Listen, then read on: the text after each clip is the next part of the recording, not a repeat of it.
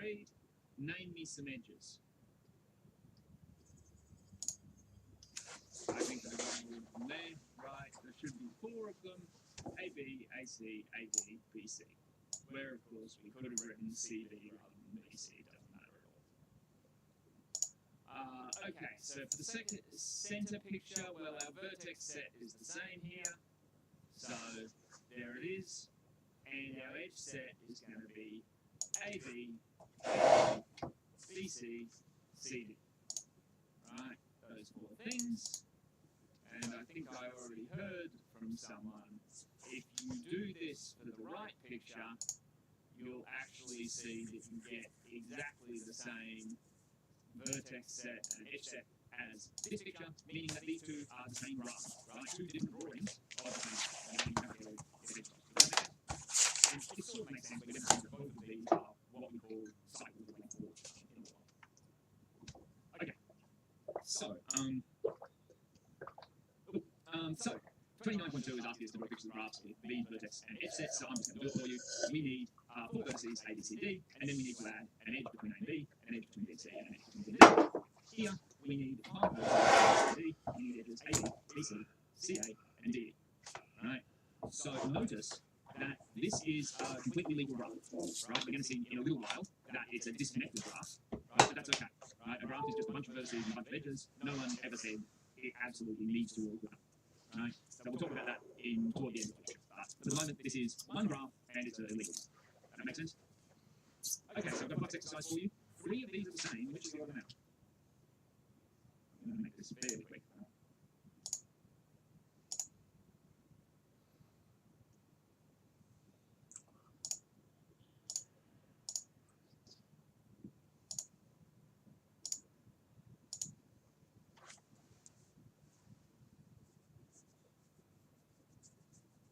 They all have 6 vertices and 9 edges, don't they?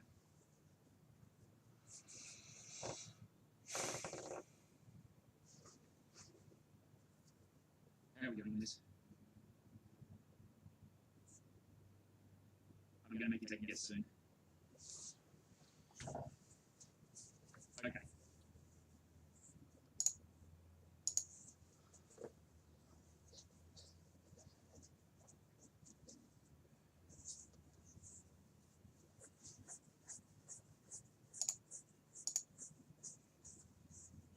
Okay.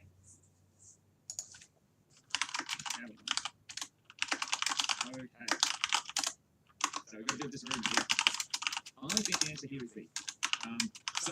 Let me tell you why I think that is. So very roughly, I think this is the only one that contains a triangle. Now, I'm going to explain to you in a second, well, later in the lecture more what I mean by that, but it's the only one that contains 3 vertices that are all joined by edges to each other, right? You won't find that in this, or this. And you can perhaps sort of see that if you take this one and you drag this vertex over to here, you get something that looks like this except rotated by 90 degrees. So those two are kind of looking the same. And then if you take this one and you start sort of, you pull this vertex down here and you pull this vertex up here, you start getting something that looks a bit like an echelon crossings. So these 3 really all are the same thing. Okay, I should just mention that we're learning here about sort of basic vanilla graphs, right? There's lots of things that people do with these. So I said before that because our edges were pairs, unordered pairs, they didn't have directions. Sometimes it's useful to have directions on edges, and people will do that and talk about directed graphs, right? Sometimes it's useful if you're talking about like a road network with distances. Sometimes it's useful to have all your edges have a weight on them, or a distance, or whatever you want to call it. People talk about weighted graphs. Sometimes it's useful to allow 2 vertices to be joined by more than one edge, right? And that it will be a multigraph, or to allow an edge to join the vertex to itself. Again, that's something we allow in multigraphs. But we're basically focusing on the vanilla version here, right? So just be aware these other things happen. In particular, because our graphs have a set of edges, you can't have the edge, say, AB in that set twice, right? So we don't allow multiple edges between the same vertices, and also because we said every edge has to be a pair of vertices, we can't have an edge that goes from the vertex to itself, right? Because A, comma A is not a set of size 2. Right, so our graphs work like this. Multigraphs are allowed to include those things. We're basically hardly going to mention multigraphs. We're only going to mention them once. I'm going to ask questions about them. Just be aware that people sometimes say a graph is simple when they want to emphasize that it's not a multigraph, right? They may be taking the old graph. So if you see simple graph, that means the same as graph, but it means graph. And hey, remember these things aren't allowed. These multiple things in these words, right? Any questions? Awesome. Okay, so this is like the beginning of a language course, right? We're going to try and build up a little bit of graph theory vocabulary here. So let me tell you about a few basic important types of graphs. So a complete graph is more or less what you would think it is, right? It's a bunch of vertices and every possible edge. So every pair of edges, every pair of vertices in the complete graph is joined by an edge. Right? So this is a complete graph with 2 vertices. Not very exciting. This is a complete graph with 3 vertices. So this is what I informally referred to earlier as a triangle. This is a complete graph with 4 vertices. This is a complete graph with 5 vertices, and I think you could draw for yourself a complete graph with 10 vertices if you wanted them, right? That makes sense? Okay, so complete graphs, every vertex joins with every other vertex. Our next sort of graph is going to be a simple one, I think, an easy one, a path. So I give the definition of a path like this. Notice that a path doesn't have to have vertices. I should have said this back here too. Notice that here I'm not giving my vertices labels, right? And that's because any graph that looks like this, no matter what the labels on the vertices are, is a complete graph of all path, right? When we talk about these kinds of graphs, we're not hung up on what the names of the vertices are. It's just the structure we care about. And same thing here. I define it using these labels here. So I say if you can rename its vertex set from V1 to VL plus 1, and the edges are V1, V2, V2, V3, all the way up to VL, VL plus 1. But that doesn't mean that those actually have to be the labels. As long as it looks like this, it's a path, right? So this is a path of length 1. This is a path of length 2. This is a path of length 3. This is a path of length 4, right? So notice that what's the number of vertices in a path of length 4? 5, right? Because the length counts the number of edges or sort of the number of steps, right? Any questions on that? Okay, our next sort is very similar. It's the sort of graph you get from the path by joining up the ends, right? So this is a cycle of length L. We can define it similarly if the vertices are V1 through VL, and you have all the things you have in a path of length L minus 1, but then also the edge that joins up at the start and the end, right? And so these are cycles of length 3, 4, 5, and 6. Where have you seen the cycle of length 3 before? It's a triangle. It's also a complete graph of order 3, right? A special one like that. How many vertices in a cycle of length 6? Just 6, right? So this time you can think of it either way. A cycle of length 6 also has 6 vertices, so there's nothing confusing going on with these ones. Okay, we're almost through our vocab lesson here. We've got one more to do. So these are slightly more complicated ones, but also slightly more fun. So again, I think I really do encourage you to read the notes because they're trying to do things a bit more formally than what I'm saying here. But maybe it's better if I say the informal thing first before we read the formal thing. So we're going to skip to an informal one. So a graph is bipartite if we can split it and put some of its vertices, let's say half, because it doesn't have to be half, some of its vertices on the left and some of its vertices on the right. Every vertex goes left or goes right. And when they're done doing that moving, there are no edges between 2 vertices on the left and no edges between 2 vertices on the right, right? In other words, every edge goes between the left and the right. So here are some examples of bipartite graphs, right? And you can see that I have, in this case, neatly divided them for you into left and right. And the important thing is just that I don't see any edges on a single side here, right? And then there's a special kind of bipartite graph where I have all the edges I possibly could have, right? So that means every possible edge between left and right is there, and that is called a complete bipartite graph. So here are some examples of complete bipartite graphs here, and we'll say a complete bipartite graph has like parts of sizes 3 and 3, parts of sizes 2 and 4, parts of sizes 1 and 3. Yeah. Would 2 which, sorry? Yes, okay, so, yeah. So the question was, would 2 copies of a complete graph with 2 vertices be a bipartite graph? Yes, absolutely. So there's nothing that says a bipartite graph has to be connected in the way we're saying. So as long as you can split it left and right so that there's no edges on the left and no edges on the right, then we're happy. Let's do a little bit of practice on that. So is this graph bipartite? Who thinks yes? Who thinks no? Got some opinion either way. Remember, it doesn't have to be drawn in the graph doesn't have to have done all the work with you, right? We saw before that you can draw this graph like this, right? And so this is a bipartite graph, even though it's not being divided into left and right for you. You have to sort of do a bit of work for that, right? But the graph is the graph, and it's bipartite if you can do this to it. And in this case, you can. Does that make sense?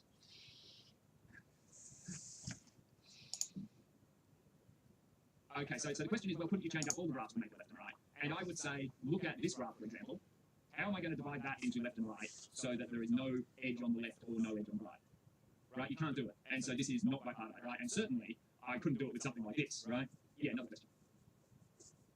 A single vertex just by itself, is that bipartite? My argument would be, this is not stuff I want to get deep into, but my argument would be yes, right? You can divide that into a set of vertices on the left, which is a single vertex, and a set of vertices on the right, which is empty. There are no edges because there are no edges, and so yeah.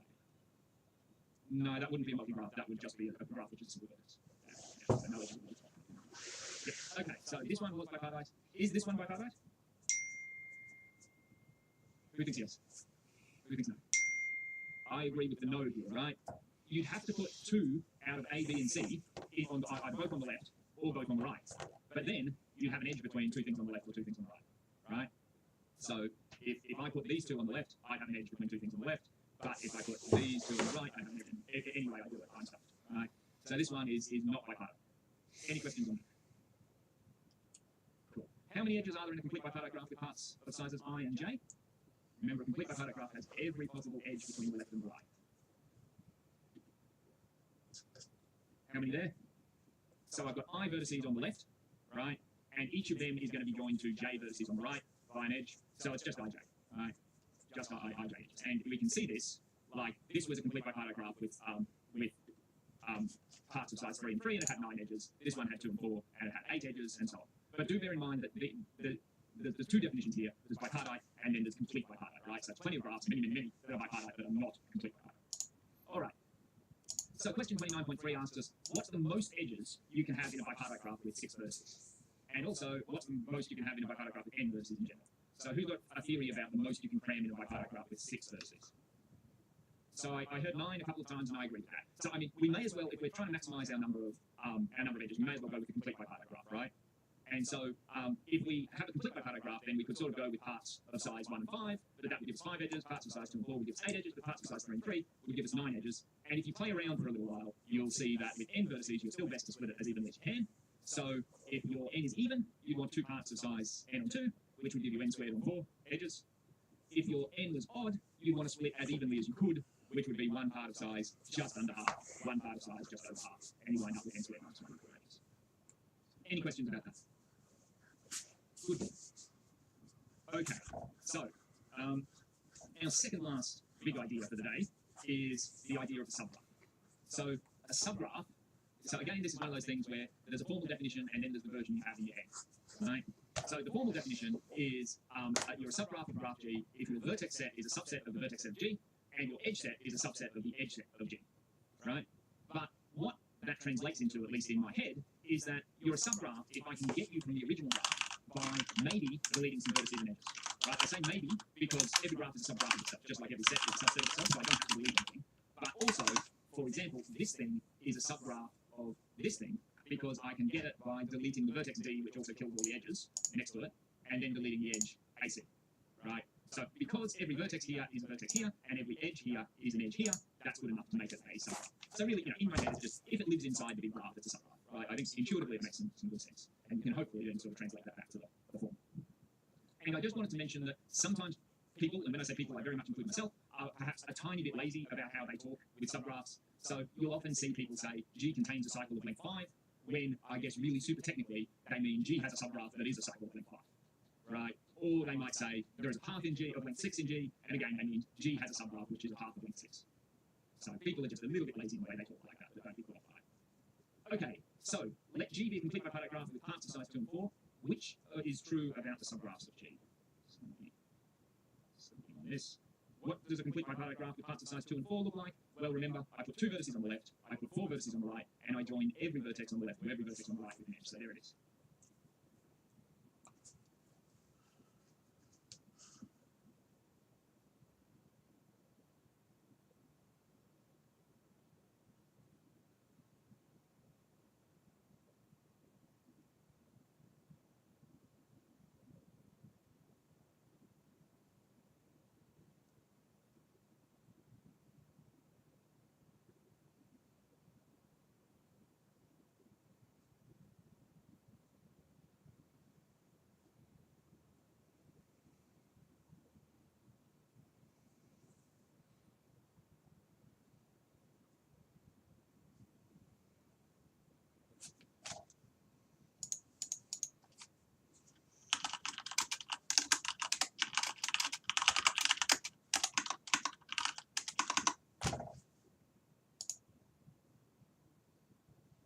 How are we done with this? Okay.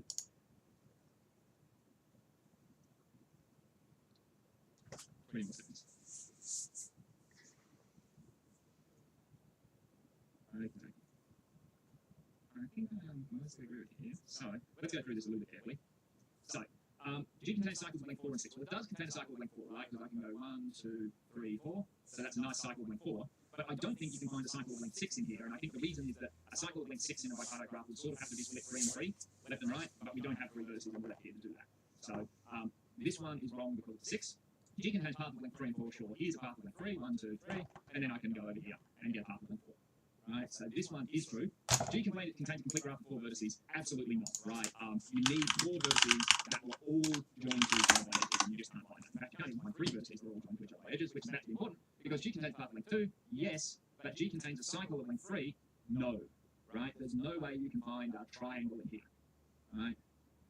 Because when you think about it, to find a triangle, I'd either have to go like here, and then here, but that would ruin being bipartite, or I'd have to go like here, and then here, but that would ruin being bipartite, right? So, B, I agree. Okay, and so this is maybe our very first theorem in graph theory.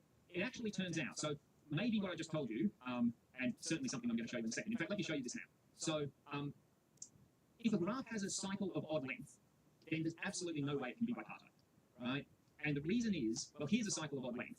Imagine I'm trying to divide this into left and right. Well, I pick either left or right for this vertex. But then because I can't have an edge between 2 left vertices, this one would have to be on the right. And I can't have an edge between 2 right vertices, so this one would have to be on the left. And I can't have an edge between, and etc. I have to alternate around. But then I get to here and I'm in real trouble, right? Because no matter where I put it, it winds up making an edge on the left or on the right. Now, of course, this wouldn't happen with an even length cycle, right? You can go left, right, left, right, left, right, and nice way. So it's definitely true that a graph with an odd cycle can't be bipartite. But in fact, it turns out that that's enough, right? That if a graph has no odd length cycles, then it will be bipartite, right? And that's the theorem this is saying. Proving that is a tiny little bit tricky. I might show you a very brief sketch of it at the end of this lecture. It's not too bad. Okay, so odd, and of course this applies no matter what other edges are in the graph, right? This is just part of the picture, but as long as this cycle lives inside it, it's going to stop the thing being bipartite. So I'm going to hopefully roughly give you the other side of that practice soon. Okay, so just remember, bipartite if and only if it has no odd length cycle inside it. It's kind of cool. Okay, so I made this, I've talked about this quite a bit before, but we say graph is connected if for any 2 vertices of the graph you name me, I can find a path between them in the graph, right? So a path from, you name me 2 vertices and I can find a path between those 2. Sort of, in other words, I can go there without looking at my pencil or whatever you want to say.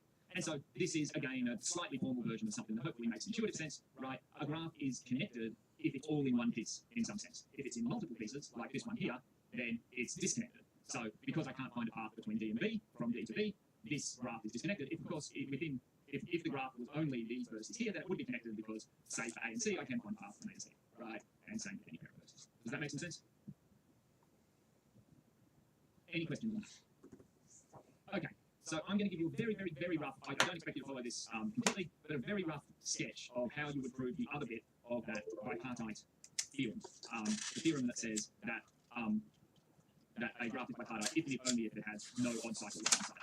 So we've already seen that if it has an odd cycle, then it's not bipartite. So what I'm going to prove to you here is that if it has no odd length cycle, then it is bipartite, which is the other half of that, right? And I'm only going to bother proving this for connected graphs, because if it's true for a connected graph, right, that means that if I've got a whole bunch of pieces and I can split them all into left and right, then I can split my whole graph into left and right. So it's good enough, basically, to do it for a connected graph, and that's all I'm going to do it for. So here then is the statement, and this is sort of a cool example of an induction in a setting you might not have seen before. We're going to do an induction on the number of vertices in the graph, right? So a graph, so here then is the statement, a connected graph with n vertices that has no odd cycles is bipartite. So here too is true, right? Because any graph with 2 vertices is bipartite. One vertex on the left and the other vertex on the right, and you have it. Okay, so let's suppose this is true for k vertices. We want to prove that it's true for k plus 1 vertices. So let G be a graph with k plus 1 vertices and no odd cycles. We want to show that G is bipartite. I should have already been bad. This should be a connected graph. K plus 1 vertices and no odd cycles. Assume that. Okay, pick a vertex of G and delete it. So I'm going to draw some stuff down the bottom here, maybe. So here's your G. Say, let's pick a vertex A, and I want to delete it in the sense that I want to just think about the rest of this graph. Right? So the rest of the graph has k vertices, right? And it's definitely got no odd cycles because there were no odd cycles in the whole thing. So there's no odd cycles once I delete a vertex for sure. Right? That's not going to make an odd cycle. So, my drawing's going to disappear now. Oh. That's bad.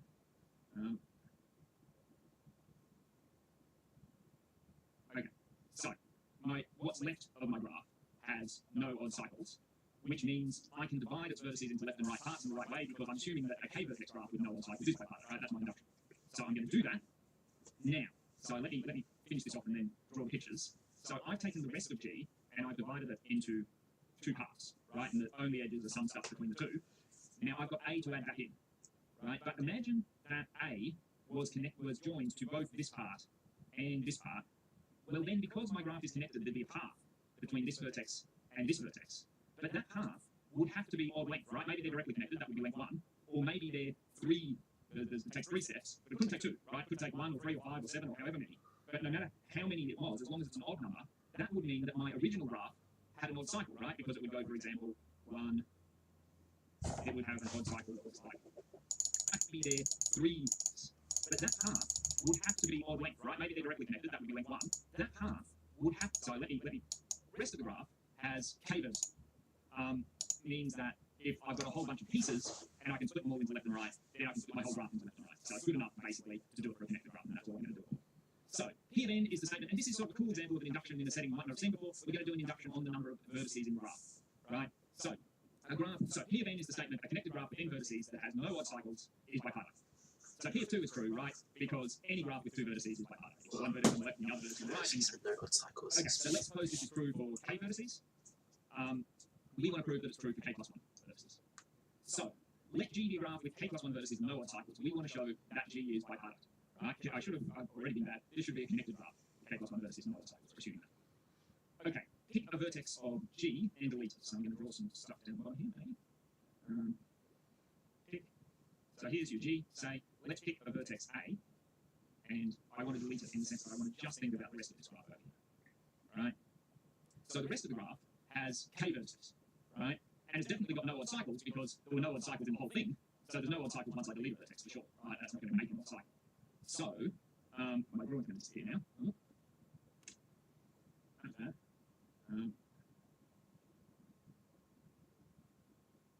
Okay.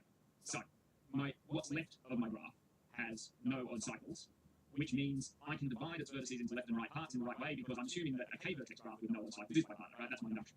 So I'm going to do that now. So let me finish this off and then draw pictures. So I've taken the rest of G and I've divided it into 2 parts, right? And the only edges are some stuff between the 2. Now I've got A to add back in, right? But imagine that A was joined to both this part and this part. Well then, because my graph is connected, there'd be a path between this vertex and this vertex.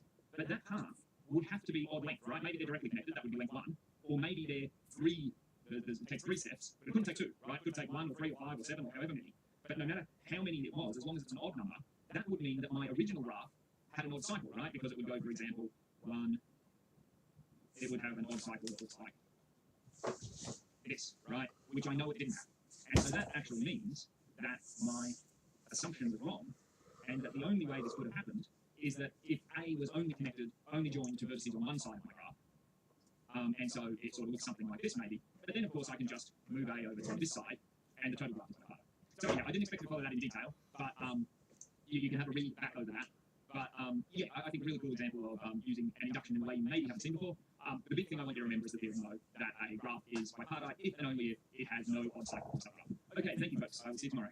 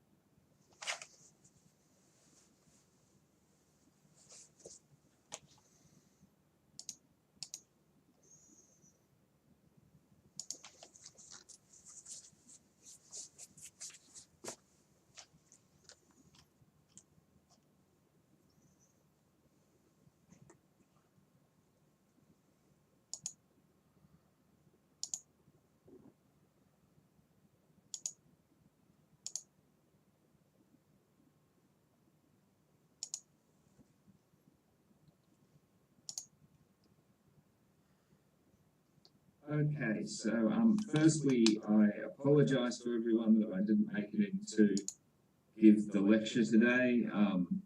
I was feeling pretty ordinary, but I think I'm feeling enough better now that hopefully I can make up for that. So This is going to be a recording of lecture 30, which is going to be about ways we can move around graphs. So in particular, we're going to sort of talk about three slightly different ways of moving around on a graph: walks, paths, and trails.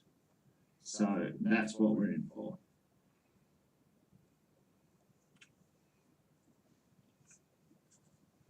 Okay, so we're going to begin with a walk. And so a walk on a graph is just a series of vertices in that graph, like you can see here. And our only condition is that when we take a step from one vertex to the next vertex, we have to make that step along an edge that is in the graph. That's the only condition. Aside from that, you can step around the graph to your heart's content. And we say that a walk traverses the edges that you step along. So it traverses the edges from B1 to B2, from B2 to B3, all the way up until our last step. We just represent this by a sequence of vertices like this. Sometimes if we're being a bit rough, we don't even bother putting commas in between, so we can just write them all down, one after the other. Okay, so again, we've got this situation where the number, the length is the number of steps and not the number of vertices. So a walk of length 7 has 8 vertices, a walk of length 12 has 13 vertices, and so on. And then we can get a little bit more restrictive, if we want to, and say, well, I'm interested in walks that only step along an edge in either direction. You only traverse an edge once. So once I've stepped along, I'm not allowed to step along again, the same way I did or the other way from what I did. And walks like that, the walks that don't repeat edges, are called trails. If you remember from last lecture, a walk that, so if you remember the definition of a path from our last lecture, then if we insist that a walk doesn't repeat a vertex at all, so now you're not allowed to return to any vertex you went to before, which you were allowed to do in the trail, then of course what you're going to wind up with is just walking along the edges of a path, which we find in the last lecture. So that's our three ways of walking around the graph. A walk is the easiest, a trail is a bit more restrictive, a path is more restrictive again. Okay, so the notes give a couple of examples of these things. So if we are just sort of drawing the way we're stepping with this arrow here, then this is a walk which is not a trail or a path, because we're meant to think we've got from here to here to here to here to here to here to here to here, but that last step used the same edge as the first step, which means this isn't a trail. Of course, we use this vertex twice, which means this isn't a path. So this is just a walk. We think about walking around this graph here by going here to here to here to here to here to here. Well, that is a trail, because notice we used every edge only once. We just have to use each edge at most once for a trail. But we did repeat this vertex, which stops it from being a path, right? This would be our definition of a path. From the last lecture, it doesn't look like it's within a line. Oh, and an important thing I missed from this slide here is this definition of closed. A walk or a trail is said to be closed. It can't work for a path, of course, if it begins and ends at the same spot, right? So you get back to where you started from at the very end. That is a closed walk or a closed trail. So here, this is a non-closed trail because we begin here and end here. This is a closed trail because we begin down here and walk here and here and here and here, not repeating any edges, although we do repeat a vertex, of course, because we begin and end where we start, and that makes this a closed walk, in fact, a closed trail. Okay, so I have some questions for you to play along with at home. I've got a graph here above. We're interested in whether the following sequence of vertices, are they walks, are they trails, are they paths, are they none of the above? So the first one is A, B, D, E, B, D. So we're looking at potentially a walk that goes A, B, D, E, B, D. Right, so that to me looks like it's a walk, because I'm always traveling along edges, A, B, B, B, D, E, B, E, B, B to D. So definitely a walk, but not a trail, because notice I use B, D twice in here. So not a trail, and of course not a path, because I could repeat vertex B and D, and so on. If you're not a trail, you can't be a path. So this is a walk, it uses BD twice. C, D, E, B, A. So C, D, E, B, A. Well, this looks really good. It doesn't repeat any edges, but it doesn't repeat any vertices either. And in fact, you can see this traces out a subgraph of our graph, which is a path, the one you get from just deleting these two edges in here. So I think this is a path. And of course, if you're a path, you're also a trail and walk, right? Path is the hardest thing to be here. And we've got no repeated vertices, which makes us a path.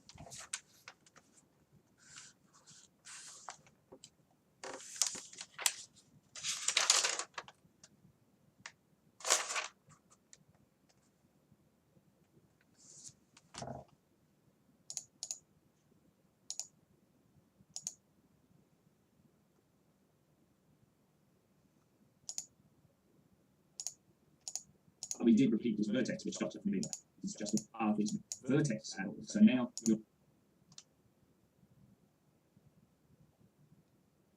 not allowed to return to any vertex you went to before, which you were allowed to do in the trail. Then, of course, what you're going to wind up with is just walking along the edge line. I'm not allowed to step on option. Is that let me take a step from one to everyone that I didn't make after the other. Okay, so again, we've got this situation where the number of and walks like that, the walks that don't repeat edges, are called trails.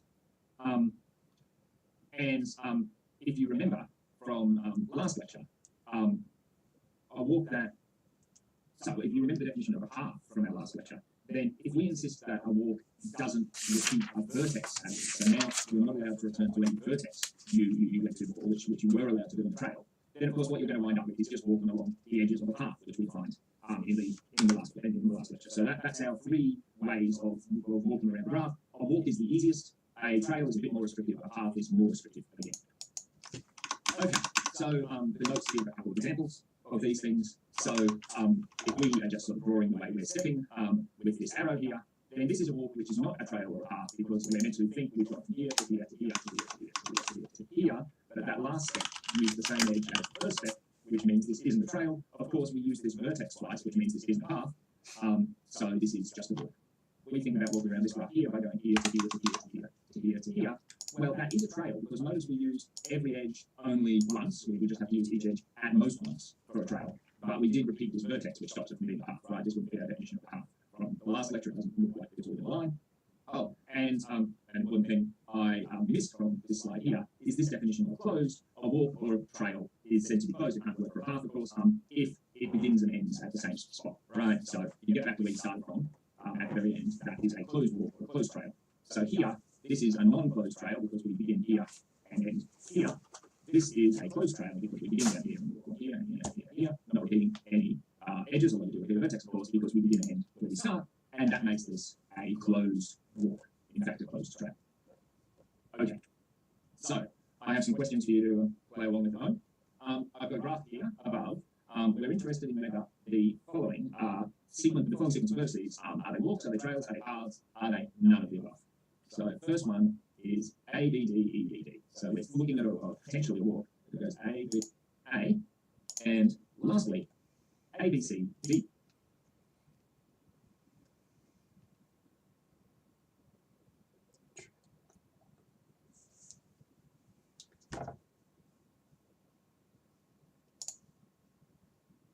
D. A, B, C, D, E, E. So that, you can see it does repeat the vertex B, but it doesn't repeat any edge. So I think this is going to be a trail. And of course, if you're a trail, you're also a walk, but you're not up, right? Because the vertex stops you being up. Okay, fantastic. So I have a flux exercise here for you. Unfortunately, I guess you can't vote in the answer system on this one, but I will give you a couple of minutes to look at it. So this is a graph. It's actually a pretty famous graph called the Peterson graph. It has a reputation as being a particularly nasty graph. In fact, it offers a counterexample for lots of things you might think are true. But anyhow, in this graph, this sequence of vertices, V, E, F, J, I, G, E, you have to figure out whether it's a path, a trail, not a path, a walk, not a trail, or not even a walk. So I'm going to give you a couple of minutes to have a think about that.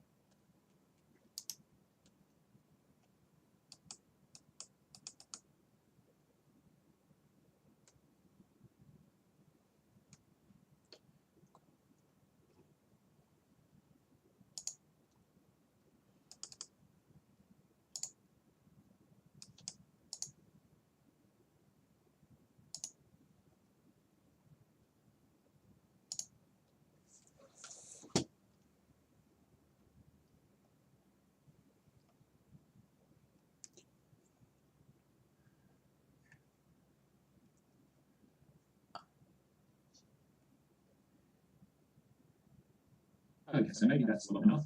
So this sequence of vertices goes D, E, F, J, I, G, E. So it was certainly a walk because I was always traveling along edges in the graph. But I notice it's not a path, right? Because I repeat the vertex E here, so that stops the idea that it could possibly be a path. But I only use each edge, each edge at most times, right? I use this edge once, this edge once, this edge once, this edge once, this edge once, and this edge once. So it looks like it is a trail, but not a path for me. Okay, good. So our next big topic for this lecture is the idea of an adjacency matrix. And this is a fantastic way to represent graphs in computers and sometimes for other purposes as well. So in case you're not familiar with the idea of a matrix is just a rectangular array of numbers. And for us, we're going to define an adjacency matrix of a graph where we're assuming the vertices are v1, v2 up to the n, so we need to sort of decide on some order of our vertices before we build an adjacency matrix. And then we say that the adjacency matrix of the graph is the matrix. Now it's going to be an n by n matrix. It's going to have n rows and n columns, the number of vertices. And we're going to put a row in a 1 in row I and column j if vi and vj, the vertices, are adjacent. And adjacent is just a fancy way of saying they have an edge between them, right? And if they're not adjacent, we're going to put a 0 in there. So let's look at this example here. We have 3 vertices. So our final adjacency matrix is going to be 3 by 3, 3 rows, 3 columns. And we say, for example, well, this first entry, this is v1 adjacent to v1? And of course, for us, graphs are simple. They don't have edges that go from the vertex to itself. So definitely a 0 here, right? Now this next one is there an edge between v1 and v2?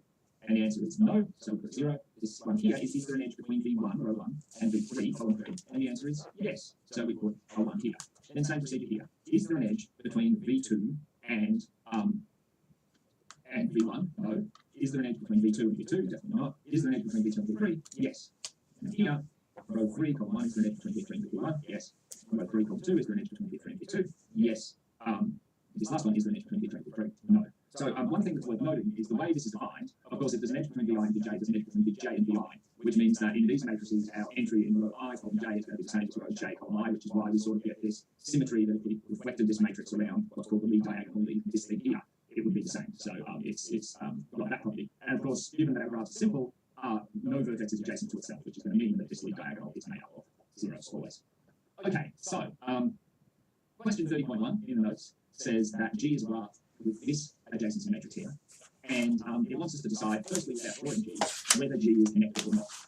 And this could be a little bit tricky in general, but I think what attracts my attention, one of the things about this matrix here, is that we can see these last 2 rows and columns, which are going to correspond to, I guess, our 4th and 5th vertices. Well, our 4th vertex is only adjacent to our 5th vertex, and our 5th vertex is only adjacent to our 4th vertex, which is going to mean they live off away by themselves, right? Not adjacent to any of the first 3 vertices. So I think we can see that if we think of the vertex corresponding to row and column I and the matrix as vi, then our 4th and 5th vertices, v4 and v5, they have an edge between them, but they're not joined, not adjacent to any other vertices. And so this graph is going to be disconnected.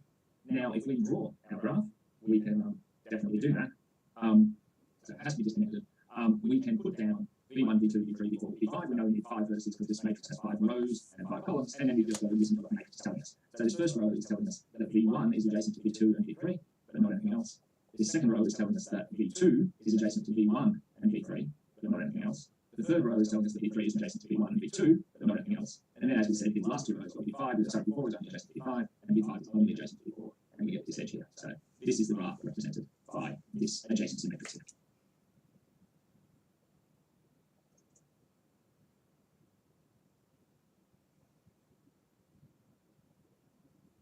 Well, it's going to be difficult on graphs and other lots. Okay.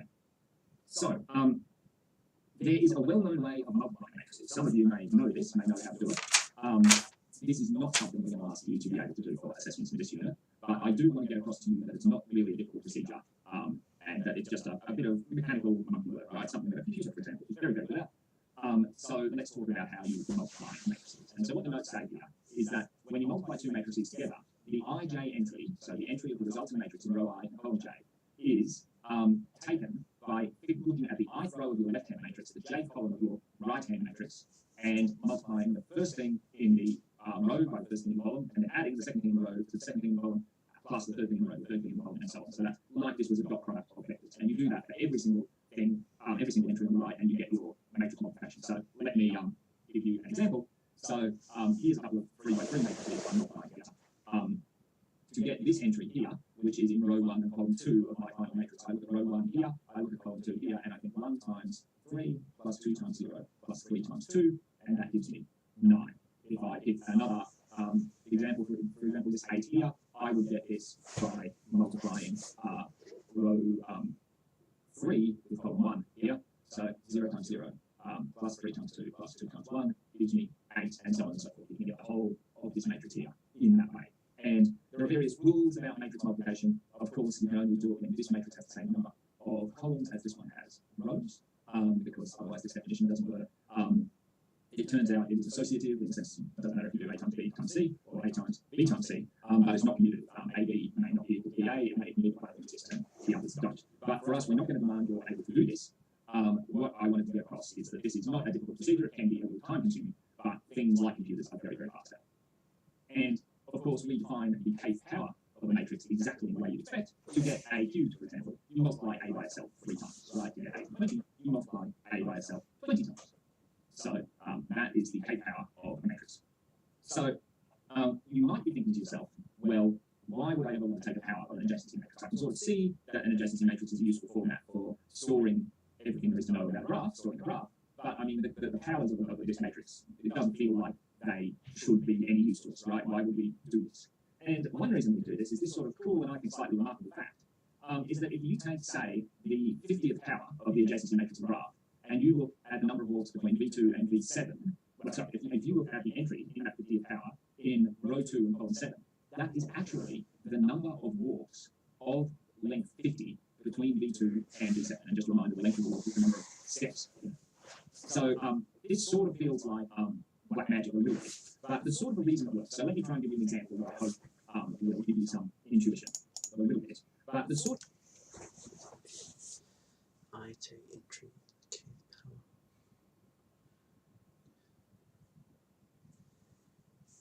gives the number of walks of K.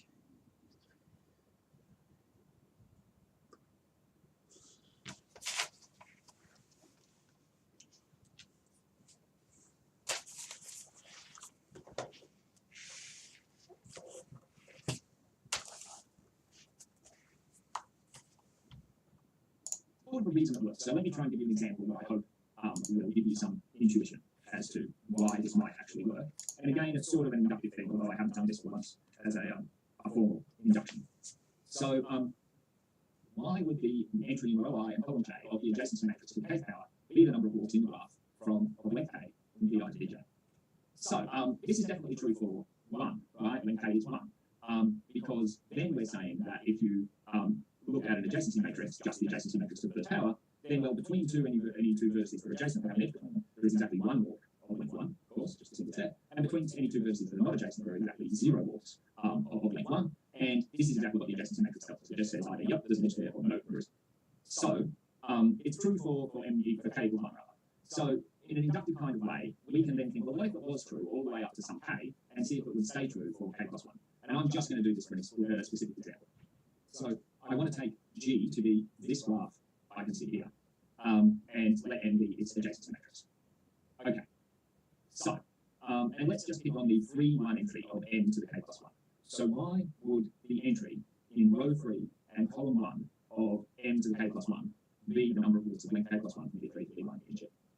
Well, of course, MK plus 1 I can get to by multiplying, so M to the K plus 1, M to the K plus 1, I can get to by multiplying MK times N. And if I'm assuming this works for everything up to MK, this matrix here, whatever it is giving me my number of walks of length K from one thing to another, and N is just my adjacency matrix, and hopefully I got this right. V1 is adjacent to V2 and V4, V2 is adjacent to V1 and V4, V3 is adjacent to V4, and V4 is adjacent to everything else. So this is where these are some numbers here. This is the multiplication I'm doing. And of course, I'm interested in the free 1 entry. In other words, the entry in row 3 and column 1 of the matrix I get by doing this multiplication. Well, of course, I get that by multiplying or by going along this third row here and down this first column. Right, so that's this times 0, so it disappears. This times 1, this times 0, this times 1. So that turns into, once I get rid of the things that are multiplied by 0, just A32 plus A34. But remember, I was assuming that this matrix here is giving me my number of walks of length K. So this A32 should be my number of walks of length K from V3 to V2, and this A34 should be the number of walks of length K from V3 to V4. And I'm interested in the number of walks of length K plus 1 from V3 to V1, right? Sorry, from V3 to V1 here. And so the only way I can go from V3 to V1 is to do something, and then my last step will have to either be from V2 to V1 or from V4 to V1, right? That's the only ways I can end this walk at V1. And so how many ways to get to V1 in K plus 1 steps? Well, the number of ways to get to V2 in K steps and then finish it off along this edge, plus the number of ways to get to V4 in K steps and then finish it off along this edge, which is just this. So it is the number of walks of length K plus 1 from V3 to V1. And that sort of logic works in general. There you go.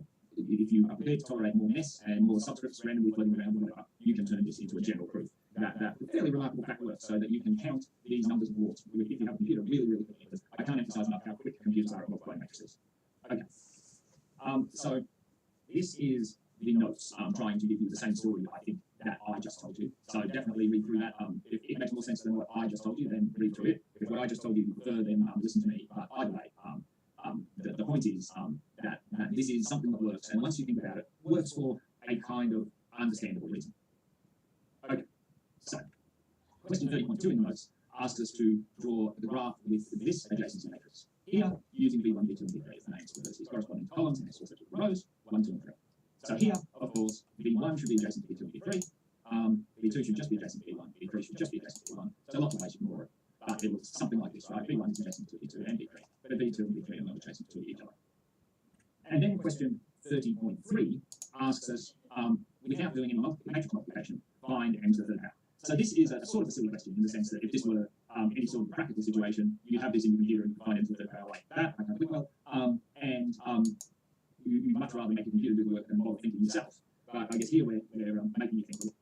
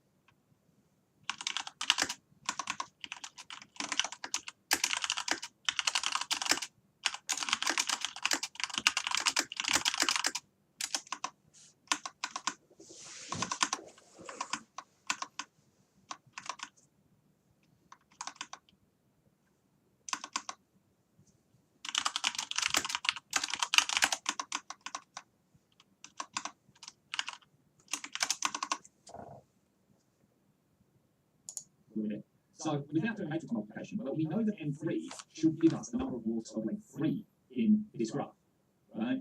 So if you think about it, I actually think this means that because the entry row I in column J of M3 is the number of warts of length 3 from I to J, that this matrix should look like this. So why is that?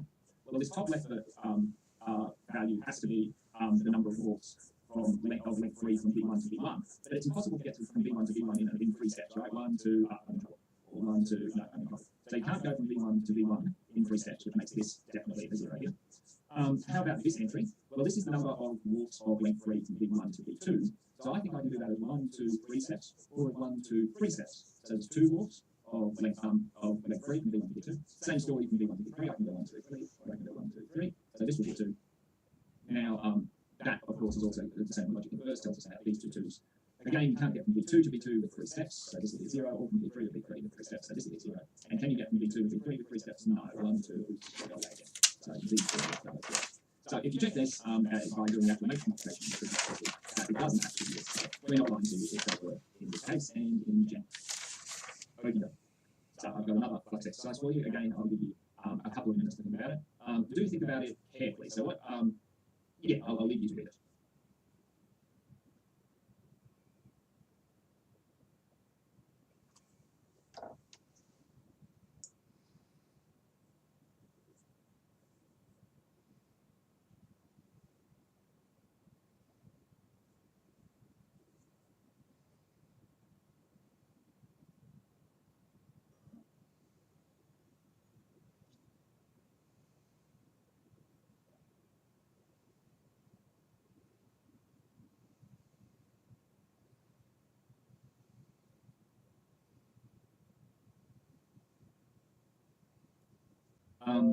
I don't like B either, because it says in any graph possible to have a trail of length 1 million. Well, remember, trails can't repeat edges. So it might be possible to have a trail of length 1 million if the graph has 1 million edges, but it's certainly not going to be possible if it has less than 1 million edges, right? So certainly not in any graph.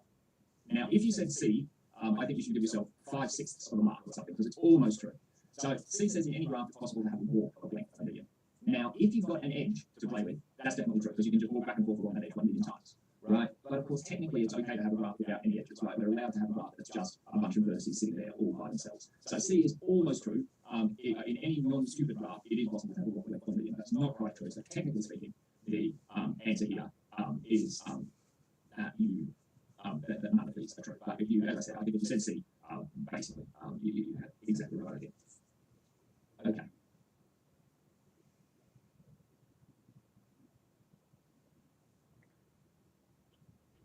Okay, we're going to finish off today with a problem, or I've got here a problem. I think that's fixed in the notes, but I haven't fixed it on my slides.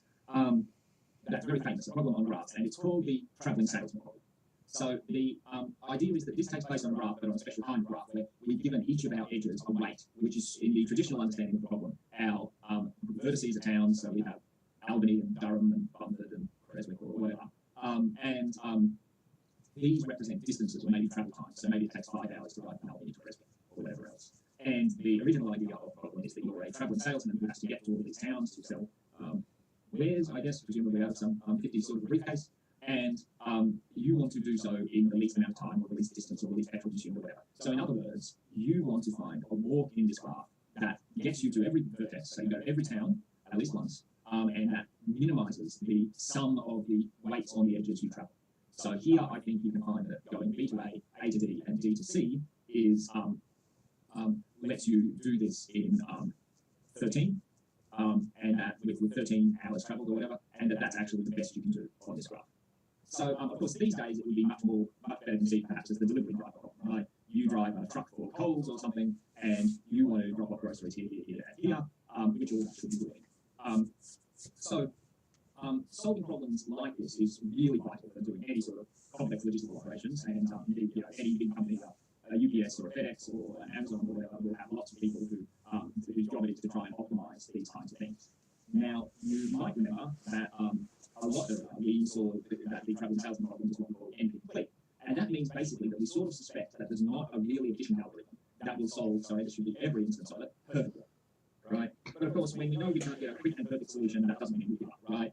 We can look for things like approximation algorithms, so maybe you can find an efficient solution that guarantees not that you get the fastest route, but the route it gives you will be within 10% of the fastest route. Maybe that's good enough, right? Or some sort of randomized algorithm that doesn't always solve the problem perfectly, but probably solves it well. And of course, also, just because this problem is really hard in general on any graph, doesn't mean it's actually hard in the sort of graphs that someone with a grind set. Let's go. Those road methods. So you can get quite specific and say, well, maybe we can find an algorithm that doesn't work well in general, but works well in actual real world road networks. But then, of course, the other part of this is that the real world is more complicated than the practice world in lots of ways too. So we might have to think about complicated problems that have different real world constraints. So, I mean, for example, if you're a Coles driver, you've probably got a delivery window for each of those stops. So you can't maybe completely pick your order. You've got to do some, at least a little bit earlier than others or whatever else. Probably you have to stop to refuel the vehicle sometimes, right? All these kinds of things. So definitely a big area where graph theory and computer science can get in trying to make doing logistical stuff more efficient. Okay, thank you everyone. Apologies again, I wasn't able to give this one in person, but yeah, hope to see you soon.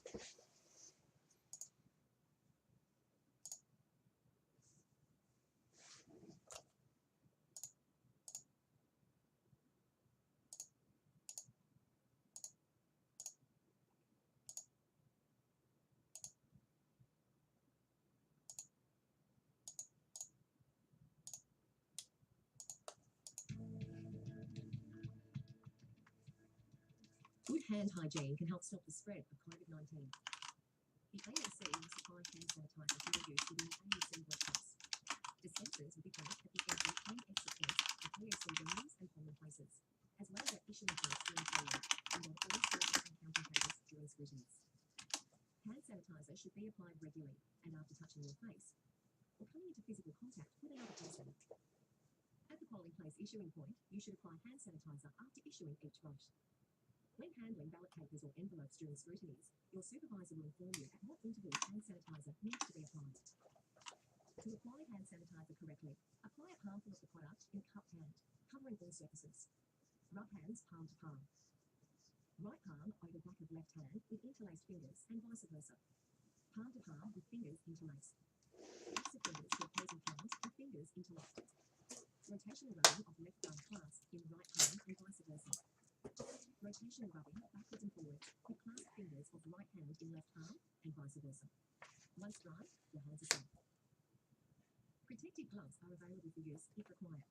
If gloves are worn, hand sanitizer must be applied to the outside of the gloves at the same intervals as required on bare hands. Staff should wash their hands before and after breaks, each time they use the bathroom and when hands are physically dirty. To wash your hands with soap and water, wet hands with water. Then apply enough soap to cover all hand surfaces. Rinse hands using the same motions as when applying hand sanitizer. Rinse hands with water. Dry hands thoroughly with a single-use towel. Use towel to turn off the tap. Your hands are now safe.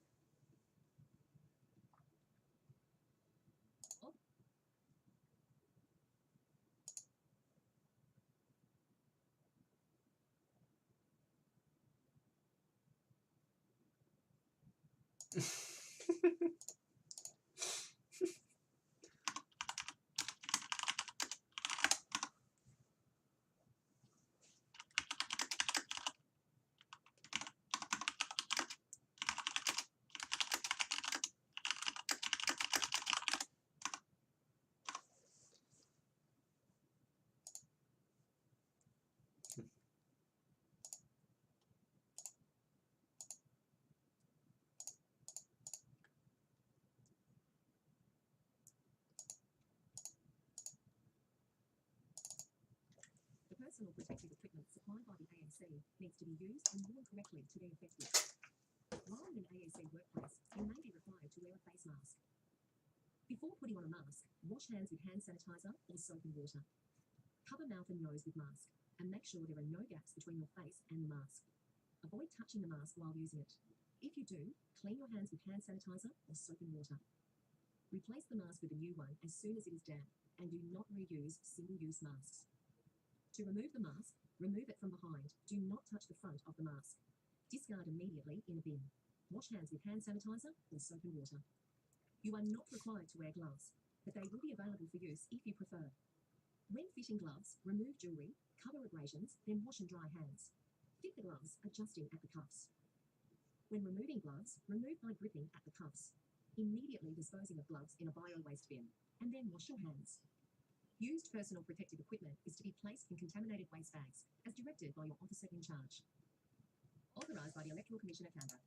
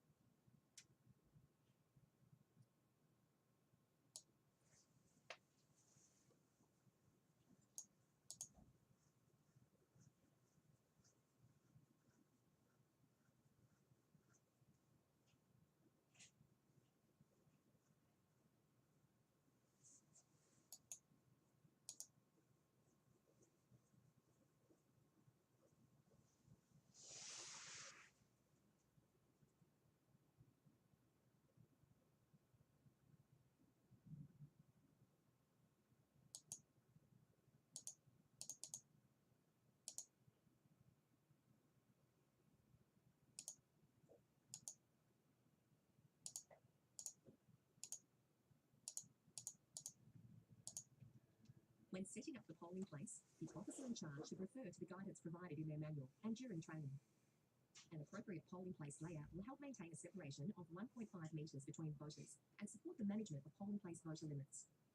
During polling, AEC staff acting as queue controllers may be supported by contracted security guards.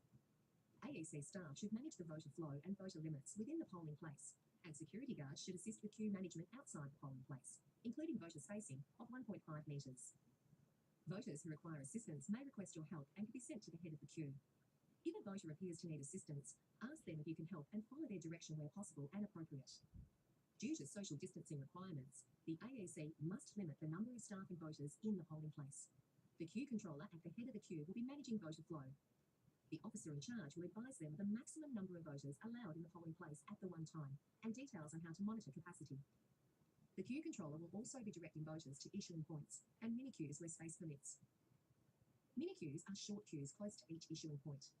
To meet social distancing requirements, mini-queues are to be limited to one voter at a time. Sometimes voters arrive in family or friend groups. These voters will be asked to enter the polling place separately and should not be encouraged to approach an issuing point together unless a voter requires assistance. Children with a voter can stay with the adult, but will count towards the total number of people inside the polling place. Due to public health measures in the polling place, the voting process and queues may be longer than in previous events. When interacting with frustrated voters, remain calm and inform them of the public health measures that have slowed the voting process.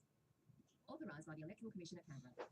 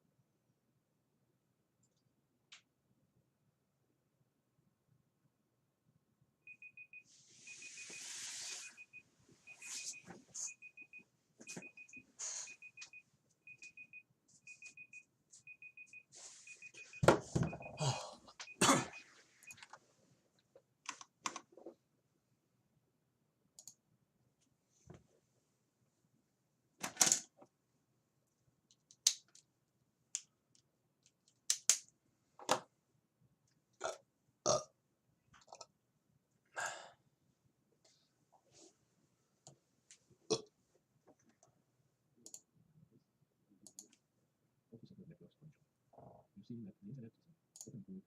All traffic can go in principle to everywhere. Computer connected to the internet can be directly accessed from basically everywhere out in the world. So how do we prevent that? If we want to secure a small network, a larger network, an enterprise network, our home network, a single computer. So this is what this is about. So we will be talking about firewalls. So what is a firewall?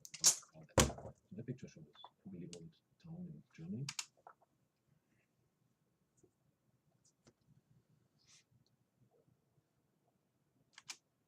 And this town has these wood frame houses really built next to each other. And that means if one house burns, well, the risk is quite high that other houses will burn as well. So we will have a large fire there. So what we want to have is firewalls between the houses. In that case, a firewall would be a bit thicker brick wall so that the fire stays on one side. But then probably people want to move between houses, so it's not just the brick wall, maybe there's doors in there as well. So at the end, we will have a separation, but not a total separation. That's exactly what we want in the network as well. So in general, a firewall is like that, separating things, it's a barrier. And in computer networks, that barrier would be between less secure outside networks like the internet, and hopefully more secure internal networks, like a home network or a company's network. And this is going to separate from each other. So if you don't have that, all your devices on your internal network, the more secure network, are still visible, accessible. If they have vulnerabilities in their code, they can be hacked and attacked. And as we know, computers get more and more complex, so the probability that they have vulnerabilities is relatively high. So now this firewall filters traffic. It doesn't block all traffic. It's not like unplugging your computer from the internet. That would probably be the perfect firewall in terms of security, but you couldn't use any services, you couldn't access anything on the internet. So that would be not very useful. So you only want to filter traffic. And then how to do that, you need to set up security rules that basically define what can go through and what gets dropped or blocked. And that is for both directions. So it's not only from outside in, it's also from inside out. And there are good reasons to have traffic blocked from inside out as well. So the most basic version of the firewall is called a packet firewall. You have seen internet firewalls, routes and packets. And this is what the firewall looks at on the network layer and above as well, on transport and application probably, if it can see it, and then filters based on different things it can see in the packet. And these things include the source, the destination IP, protocol IDs, the port it is going to, and if it's a stateful firewall, also the current status of the connection, whether it's session or not, etc. So these are static filtering rules. So you predefine what kind of service should be possible. Let's say you have a web server running behind your firewall, then you probably want to open that port and that HTTPS application protocol so that the server can be accessible from the outside. So there's different reasons why you wanted to enable traffic through your firewall or why you wanted to block other traffic. It's really a security mechanism that is used everywhere. Like if you buy a router for your home, this router will include a firewall and by default block all traffic from the outside. Or if you install something that needs to be accessible from the outside, you need to open some ports and basically poke little holes into your firewall. So usually it doesn't really look at the complete packet, it really looks at the first few bytes, so like the headers, and then it finds most of the information that it needs in that part for the packets. So it looks at the application protocol and the port. For HTTP would be port 80, or SMTP for mail would be port 25, and then there are other applications that have their ports, and then you probably want to open the port. Then you have the traffic from inside out. So usually when you want to block all the malicious traffic from outside in, basically would you let all traffic from inside out go through? Principally, you could say, okay, inside is my more secure network, so what's wrong with letting traffic out of the network? So there can be a few reasons for that. So first, there might be some traffic within your network that you don't want anybody outside to see. One example is network management traffic. An attacker would learn a lot of information about your internal network if they get access to that network management traffic. Then, let's say one computer in your internal network gets hacked for some reason. Let's say somebody plugs in a USB stick that is infected with some of that. Then that computer wanted to send data to the outside, maybe connect to a server run by the attacker. Maybe that's another type of traffic you want to block if you can. You want to block that. So there's specific things you want to block. Probably everything else you want to allow. So people want to use data from the inside out. Now traffic from outside in probably should always be blocked. And it's not explicitly permitted. If there's a particular port that you want to open, or let's say you have a VPN and you want to enable workers from home connecting to your internal network via the VPN, you definitely need to let that traffic flow from the outside. But everything else you want to block, which basically means everything that does not satisfy the rules that you have, that is just blocked. So the traffic will just, the packets will just not get to the destination. The firewall will just not follow them. So that's really a relatively simple mechanism. It does help to prevent a lot of attacks, and it's really easy to apply because it doesn't need any special hardware. It can basically run on any computer or any router, any network device. Sometimes in the bigger network, it can come as a separate appliance, like a separate device that you put into a rack. Maybe it's combined with a VPN gateway as a security appliance with more functions, but in principle, it can run on all devices. And even already now, if you have a device that can act as a router in the internet, most of them already have the ability also to filter traffic and serve as a packet firewall. So it's a relatively cheap thing, it's cost effective, and it's relatively fast because evaluating the rules, the static rule set, is not very complicated. It does not apply complicated AI, mechanism, machine learning, etc. It just linearly looks at static rules for the traffic. And then it's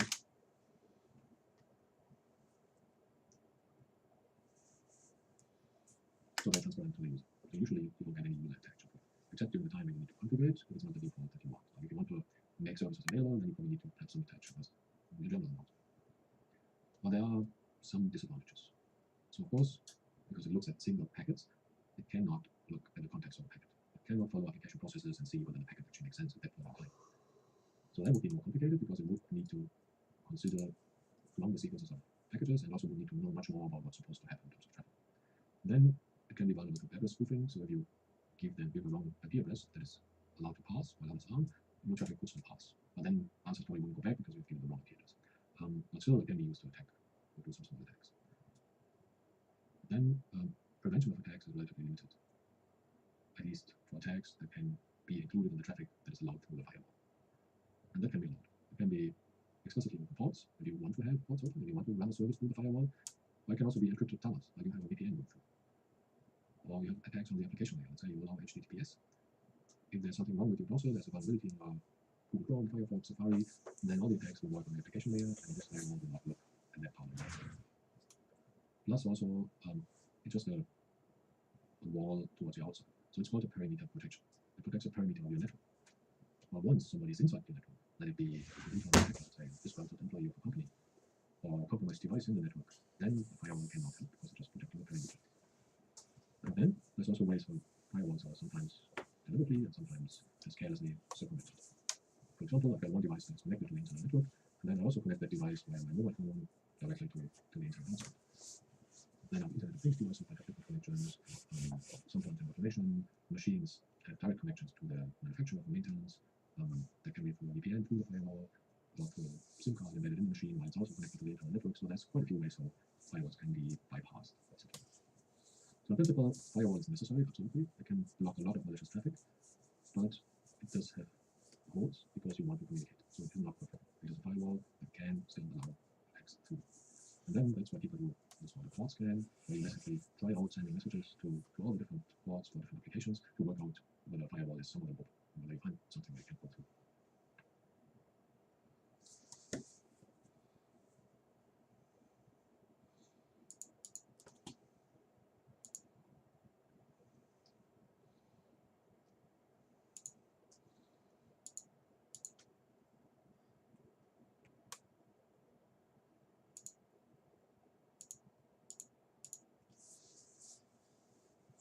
Hi everyone, in the previous video we have seen packet firewalls and their restrictions and what they can do and what they cannot do. Just again, they're really important. If you would attach a computer to the internet like a normal Windows machine without any firewall, then you would probably find attacks quite quickly. So it would be visible and there would be malicious traffic from trying to attack that machine maybe after minutes or even faster. Some people have fun. But we'll talk about the restrictions, so what else can we do? And there's extensions to packet firewall, so there are different other devices that can find and detect and prevent more types of attacks. These are intrusion detection systems and intrusion prevention systems. So an intrusion detection system, in principle, is a more complicated monitor of network or system activities. So first, it does not necessarily just sit on the firewall. It can include other points in the network that are monitored. And second, it doesn't not only look at single packets, it looks at the context, activities, and streams of data, etc. And then it also logs information about the activity. So if something happens, it provides a very valuable source for first identifying the incident and identifying what to do, and second for forensic evidence of something that's happened. So that's just detection. But in addition, it would be nice if we would not only detect malicious activities, but also prevent that. So what if on a parameter like a firewall we detect some activity, and like a firewall that drops packages, we could stop malicious activities or block them. Of course, that's not always possible, but with AI and machine learning, we might be able to get more autonomous and automatic reactions to detected malicious activity. So if you look at the monitoring side, here are some examples of what could be monitored, or is usually monitored by these systems. So the easiest one is a port scan.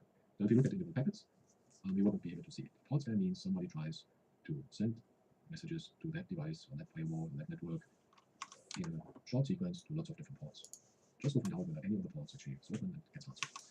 Now that's of course a pattern that is really easy to detect. If you find somebody going through a large list of ports in a short time, then that's most definitely a port scan for somebody trying to find a vulnerability in your network.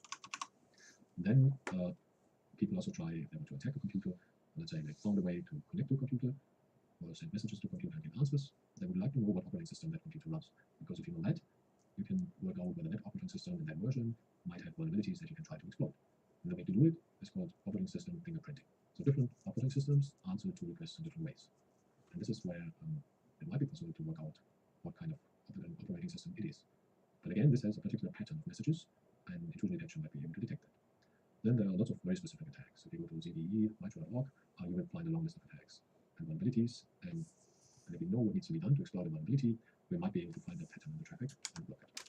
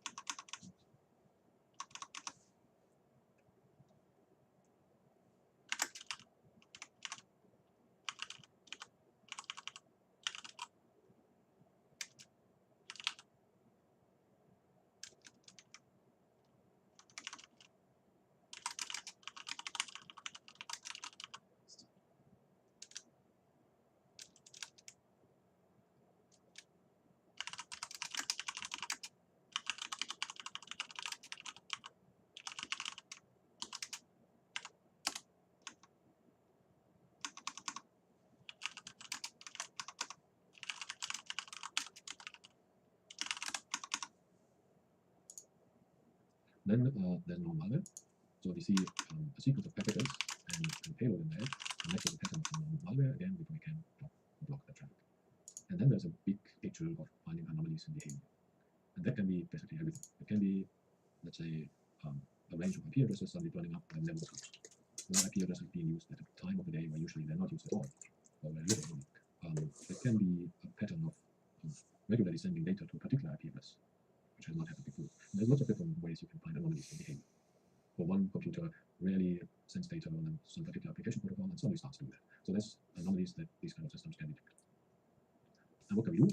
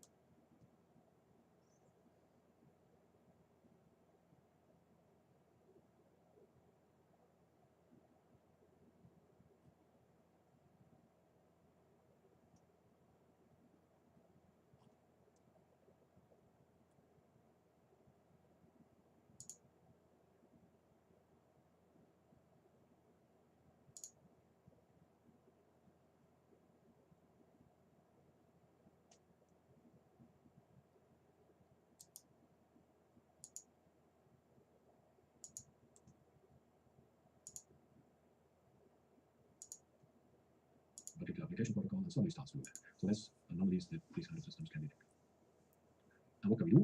Reactions would be, okay, we can block malicious packets or stream of malicious packets, and then raise some alarm that something malicious or potentially malicious is going on. We can block traffic to particular IP addresses, which can be source and destination addresses.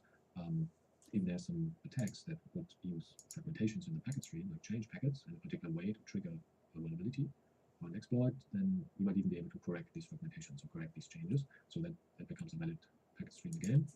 And of course, an important reaction is to raise an alert. And that then might trigger new intervention. So larger companies have also got response teams, and they will need to react. And then really large enterprises, these are pretty large teams, and they need to be quite aware of what the network is running, what kind of applications run, the internal processes, etc., so that they can then evaluate the alerts and action. So there's different ways how IDS work. I've already talked a little bit about anomaly-based detection. That usually would involve some kind of machine learning where you basically train the system with your normal traffic. and then use some anomaly detection to find whether the new traffic still matches the old traffic that you have seen before. And then we have signature-based detection, which is a bit similar to looking for malware with particular patterns of code, for example.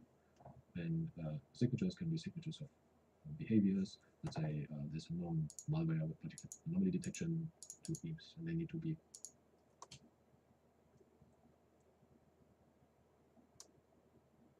quite aware of how the network is run. That usually would involve some kind of machine learning.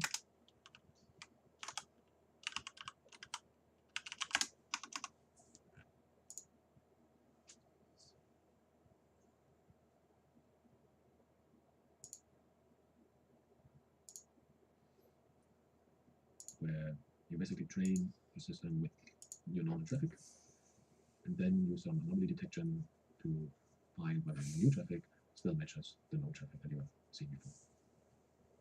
And then we have signature-based detection, which is a bit similar to looking for malware with particular patterns of code, for example. And signatures can be signatures of behaviors. Let's say there's a known attack where the attack devices would connect to a server, which is usually called a command and control server. If it's a larger network of attack devices, which then could be called a botnet, then we might know about the ways this malware will connect to that command and control server, which is a pattern which could be part of that signature-based detection. So the good thing about signatures is that this can be really fast. We don't need machine learning and that for it, because we know malicious patterns and we just look for that. And because of that, it also generates less false positives. That means it does not raise that many alarms for things that are perfectly fine. And it can be directly deployed, but you can buy a set of patterns.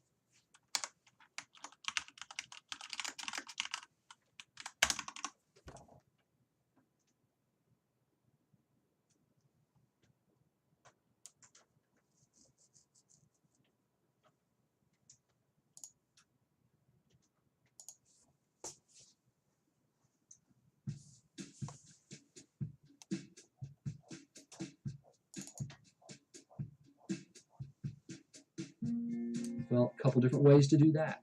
We can look at signature-based activity.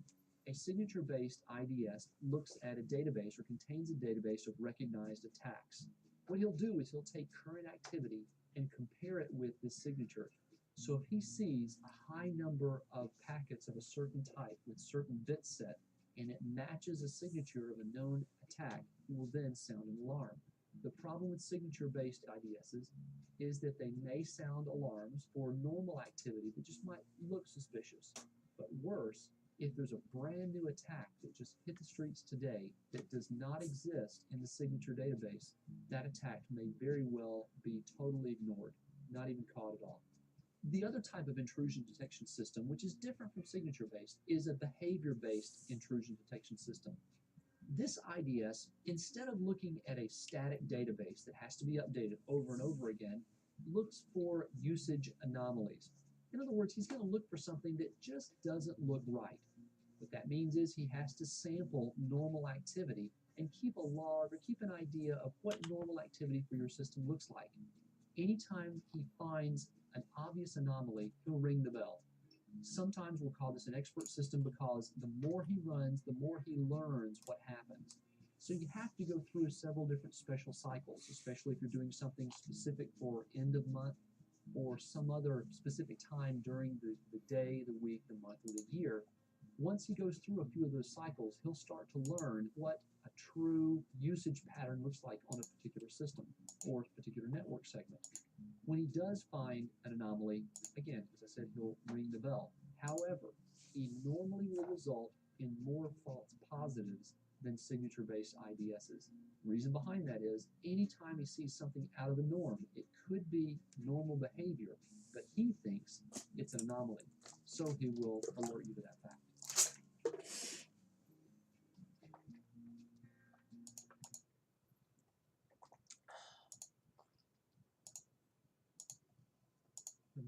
Together with the IDS, and then IPS and directly deploy it without having to train it with your particular network.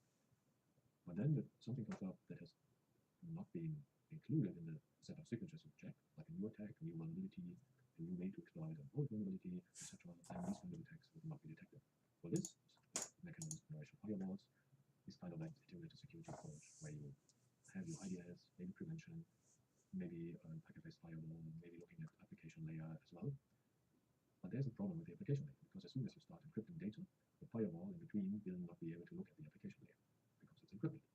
So the solution that people came up with was to say, okay, we break up that encryption. So the firewall gets a certificate that enables the firewall to kind of pretend to be the destination, the server, break up the encryption, and then encrypt again to the server. And that can create lots of problems. Because the problems are that if you have this kind of proxy for encrypted data, then it breaks your end-to-end security. So suddenly we have one point in our communication where all traffic, even on the application layer, is available. So that can create a big problem. It's probably good for law enforcement and secret agents and that, but in general, it can be quite dangerous. You can detect attacks, right? But then do you really want to break end-to-end security? Maybe. And also, still, if you do that, you can, in the application layer, add another layer of encryption, which again, the next generation firewall will not be able to break or go in between it and look at the traffic. And it creates lots of privacy issues. Like what if, for example, what if a company uses that function to spy on their employees, what can they do, etc. And there's also restrictions on what it actually can detect. Because if you have malware, if you look at patterns or for anomalies, if it's properly disguised, probably again it gets detected. This picture shows one example that actually existed in a next generation firewall, which created an HTTPS proxy. So what it did was basically pretending towards the client to be a good endpoint. In principle, it created a TLS tunnel just between the client and the firewall, the HTTPS proxy, then have all the encrypted data and then encrypt it again for the rest. The problem with that one was that the client checked that the TLS version was a secure new version. At that time was 1.2, and also secure parameters with AES with 128 bits, etc. And then the elliptic curve for the exchange of the keys and whatnot. And then, on the next step, the encryption that actually matters because it's outside in the internet, the HTTPS proxy negotiated with the server for an outdated version of TLS.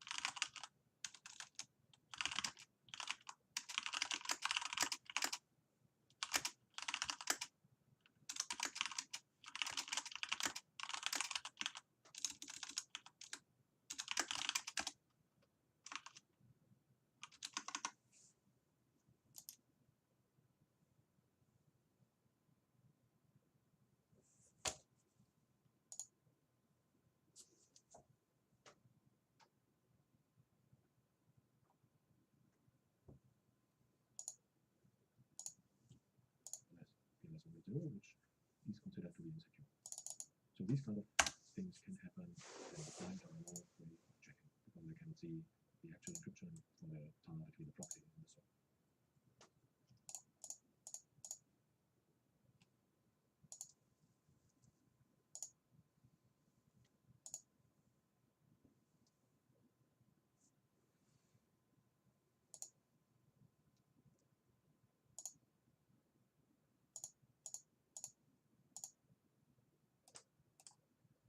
Hi everyone. Now let's have a look at how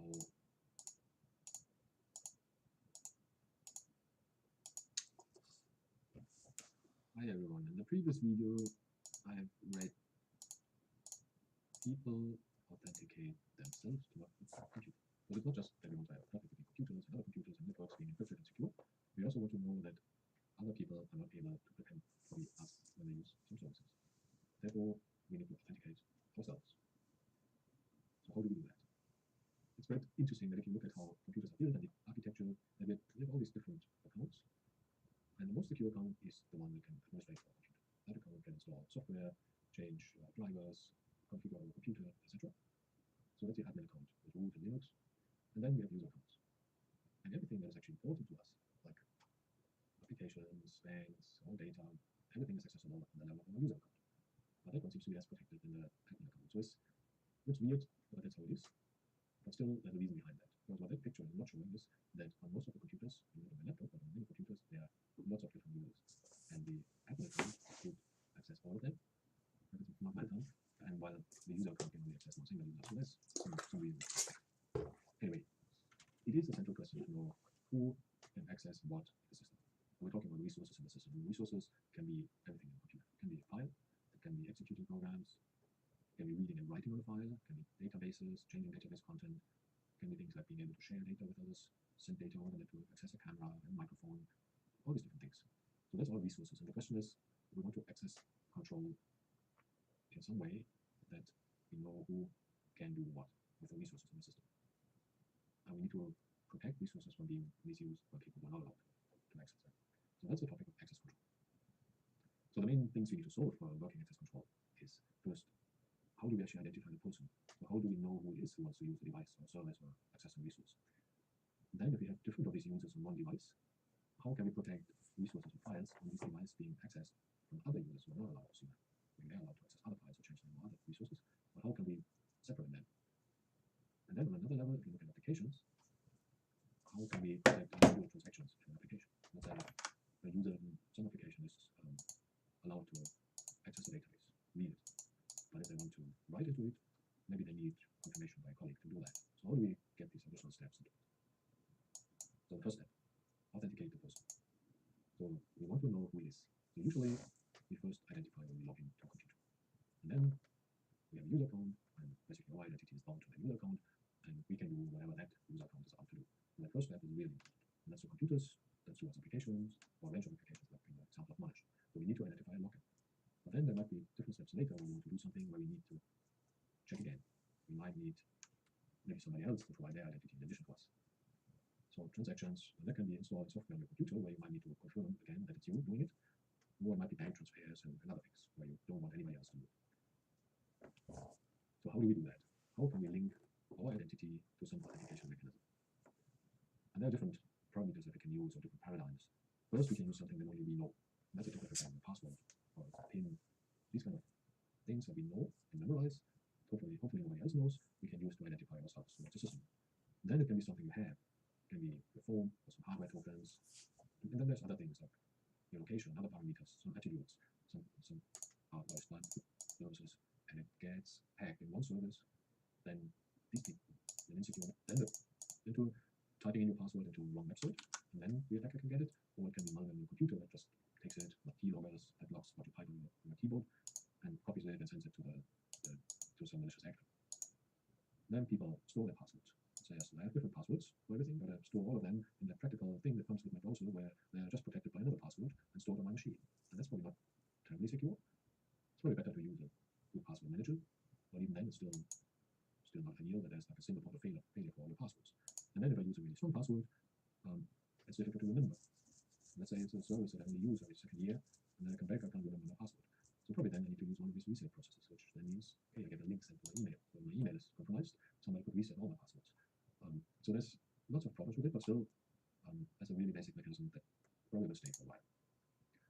So now let's have a look at how passwords are used in a computer by looking at the architecture, and how, let's say, if I identify myself towards the computer and somebody else does towards the same computer, then how can the computer distinguish it and make sure that I will not access the data of that other person? And let's have a quick look at the architecture. So we have in the bottom line the processor, we have the operating system, and in the processor we have different modes. Let's say we have just two. There's a kernel mode where the operating system kernel runs, and we have the user mode where my stuff runs, my applications, and then there's storage, disks, file system, and whatnot. So now, let's say I'm running a process in user mode, and that process wants to access a file. We have seen before that then the process will need to do a system call and say, okay, I want to access that file. So it goes to a processor saying, system call, access file. So then the processor goes to the operating system and says, look, there's a user process who wants to access that file. please go and get it. So the operating system with the kernel rights is able to do that. My user process is not directly, so it needs to go via the operating system. And that's really important because that's where I can include security checks. This is where my access control sits. Because the user process cannot do it directly. It needs to go through a system call through the operating system, and then the access control mechanism can enforce the policies that I have. Like enforce whether I'm able to access the file through my user processes, or whether somebody else's file is not made available to me and I cannot access it. So that means before that, I need to log into my computer through my user login. The operating system checks my password, and then it can, based on that check, say, okay, I separate my files from other people's files. And what I'm allowed to do and what other people are allowed to do. And all that needs to run in the kernel mode and not in the mode. And of course, I can have lots of user processes, and they all do this. And again, there needs to be some separation between them. So now, when you look at it, the operating system needs to check the password. So how does it do this? It needs to store it somewhere, right? So how do we do that? Probably not in clear text, because if we store it in clear text, then somebody will get access to our files. Let's say by looking at the hard disk, taking out of our computer and looking at it, they could get all the passwords. Then we have seen secure hash functions, where the security meant that if I just have the hash value, I cannot find the clear text that gets mapped to that hash value. I could just dump that password into a hash function, a cryptographically secure hash function, and just store the hash value, and then I check it. Again, I take the clear text that somebody has typed in, run it to the hash function, and just compare the hash values. And because it cannot be invoked, it's much better. But then if somebody can guess the password, it's really easy to check it. It means, okay, if somebody gets access to that hash value, for example, again, by looking at our hard disk, then they will be able to check the guesses. And they don't even need to do it actively. There are rainbow tables, or what is called rainbow tables, available on the internet, where for the standard hash functions, basically for a dictionary of words that could be used as passwords, the hash values have already been computed and are available, so I just need to search through them. That's really easy. So what can we do? We can create a random number and then store or hash that password together with a random number so that the result will be different from all other hashes with that password. And that means rainbow tables or that kind of checks are not easy to be done. Somebody would really need to go through a large dictionary and compute all these hashes together with that random number and then find my password. So that's how it's normally done.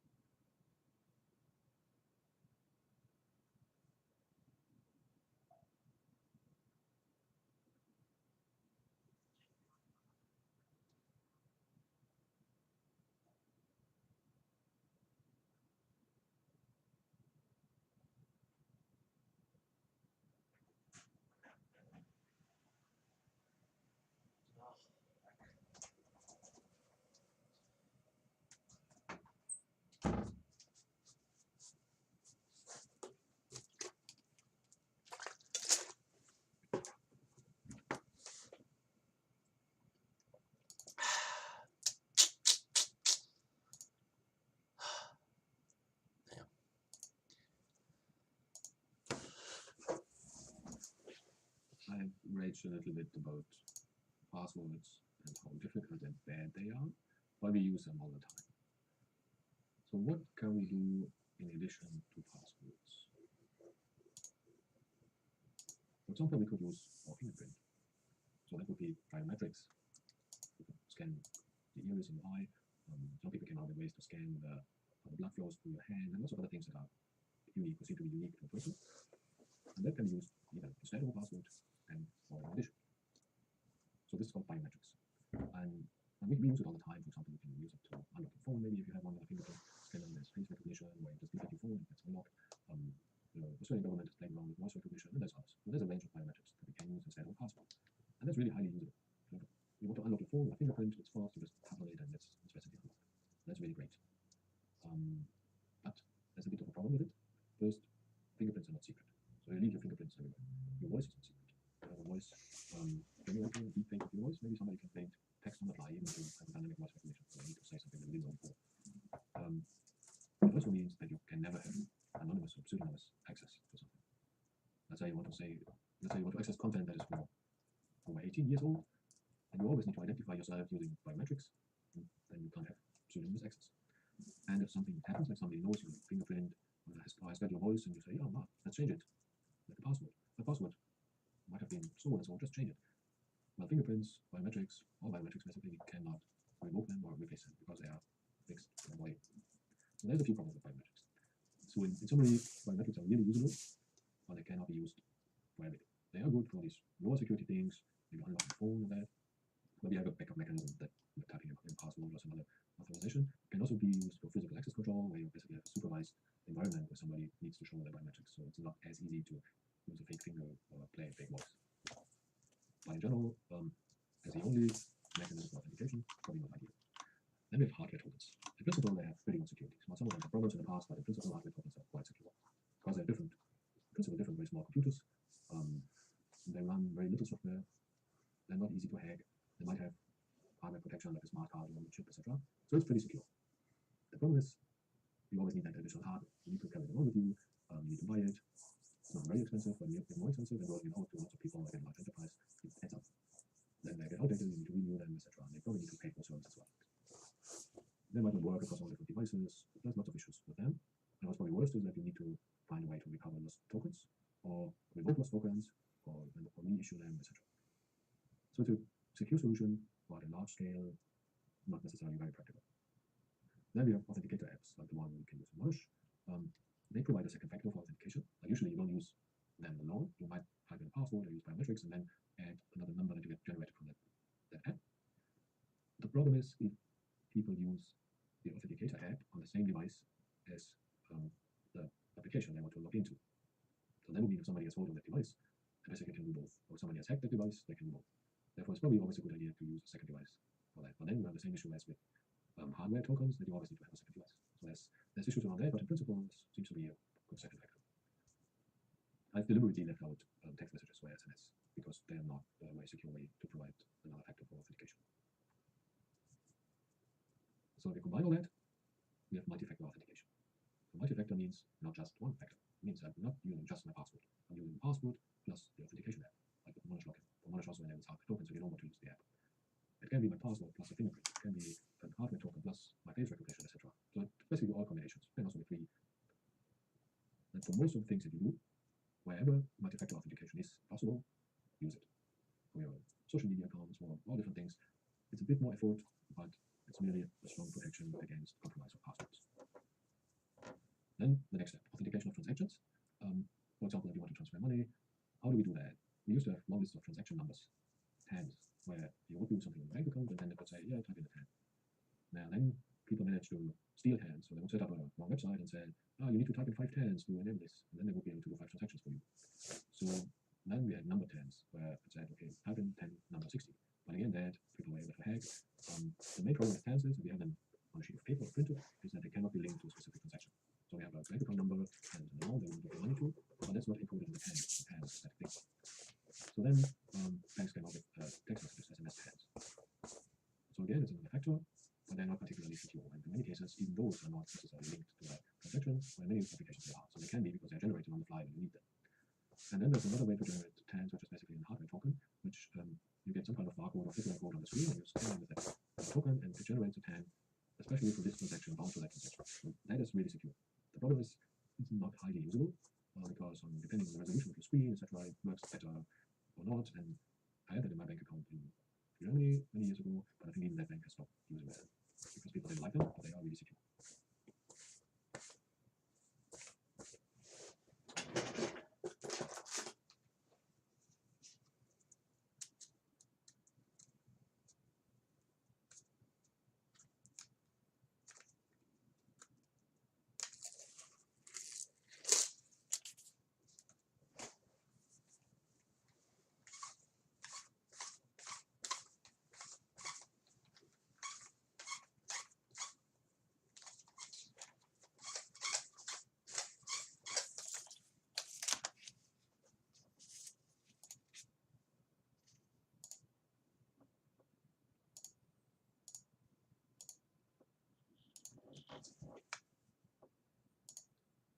Hi everyone, the previous videos were on identifying yourself towards computer or an application, and also identifying yourself towards transactions. But how does it work in a larger enterprise, where you have a larger network, lots of applications, you want to have a password for each single one? Probably not. How do you keep track of who's allowed to do what?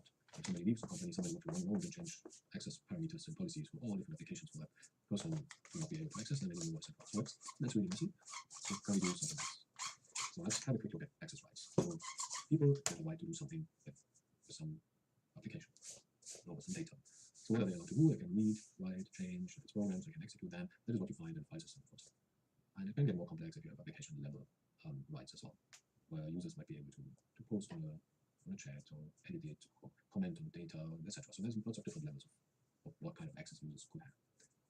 So now, if you go and define all these different things individually for each single user, it will be really complicated. So first idea was, yeah, let's do it on basis of groups, attributes, and roles, etc. And there are role-based access control systems available, which, for example, say all Monash students are allowed to access this particular website. Or if I use Google Docs, I can say everybody with a Monash email address can comment on this file, view it, edit it, etc. So in principle, what I do then is define access control lists. So for each user, or for group, or role, or set of attributes, I define what that group of people or that individual is allowed to do. The problem with that is that if you have lots of applications, just imagine all the applications in Monash, that these kind of lists don't scale very well. You need to do it for all the applications, and then also we need to get to that person to be known by all these applications so that they can identify themselves to all these applications, provide lots of different passwords and all that. So it's not very good. And also the lists themselves. If you have a company with 1,000 staff, and let's say they run 200 different applications, and for all of them you need to configure what that person is allowed to do with that application. So already 2 million entries need to be maintained, etc. And that's just a random number. So it's not very usable, and also for the user it's really bad because you need to identify all the time. So what can we do? There's something called ticket or token-based access control. So what instead of identifying towards each application individually, you identify towards a central server. That central server checks authenticity and then provides you a ticket or token. And that ticket is specifically signed, remember public key cryptography, digitally signed, that contains identity information about you. And it contains some information that you will be allowed to do, or what you're not allowed to do. With that ticket, you can now go to different services, applications, etc. And that application can then decide whether based on that ticket, they let you in or not, and give you access or not. And examples are everywhere, and they're used a lot. Kerberos is one, and also Microsoft's Active Directory is another. It's very closely related. So that's tickets or token-based access control. So just a bit of an abstraction of how it works. I come as a client. So if I want to access a service, like at the bottom, the service server, and I go to the authentication server first and say, I want to access that service. Then I get a ticket from the application server. Let's do that again. Let's cut that out one moment. Let's change that. Can we change that? Do it.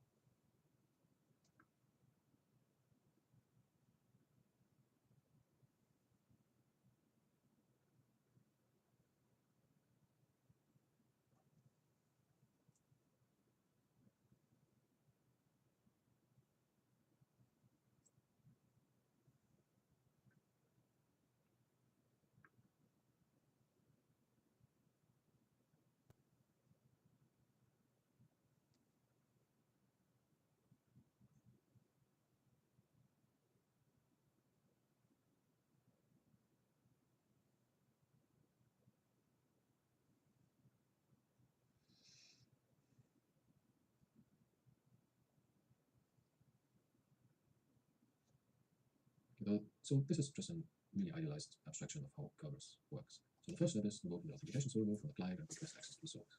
So the service is in the bottom, but first you need to go to the authentication server. Then you get a ticket, which enables you to go to the service.